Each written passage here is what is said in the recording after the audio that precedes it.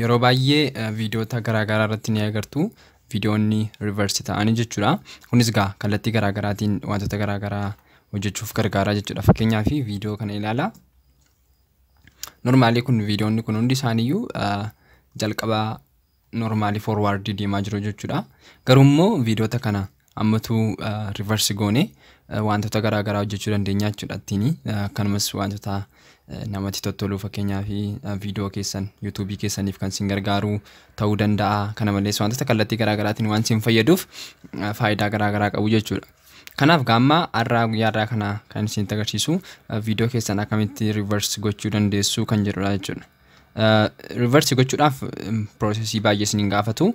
Kanarratti fakkeenyaaf right click gootanii time and duration kan jedhu kana keessa galtu jechuudha. Yoo barbaadan time and duration is kallattii biraatiin argachuu dandeessu.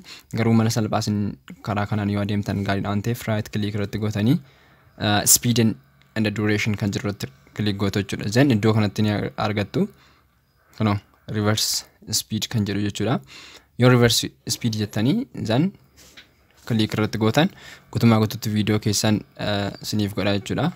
Yes hin jedha. Video ko guutumaa guutuutti reverse godheera jechuudha.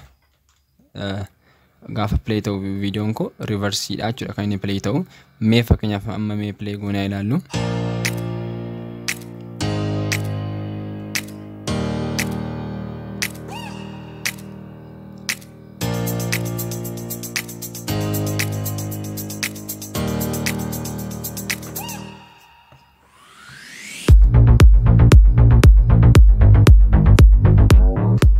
Yeroo ammaa kana viidiyoon keenya suni reverse ta'eera jechuudha.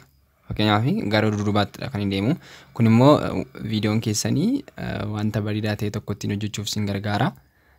Kana malees wantoota babbareedoo hojjechuudhaaf isin gargaara jechuudha.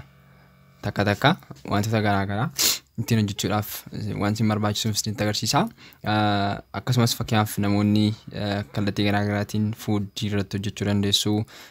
Wayi immoo wanta faashinii ta'e tokko hojjechuu barbaadanis isin fayyada jechuudha. Wantoota akkasii kana sekondoota gabaabduudhaaf viidiyoo keessan irratti agarsiisu waan isin fayyaduuf mala salphaa kanaatiin reverse gochuu dandeessu jechuudha. Kanaaf akkaataa ture waan dhaggeeffataniif baay'ee galatoomaa. Leessanii biraatiin namoota nagaan tura.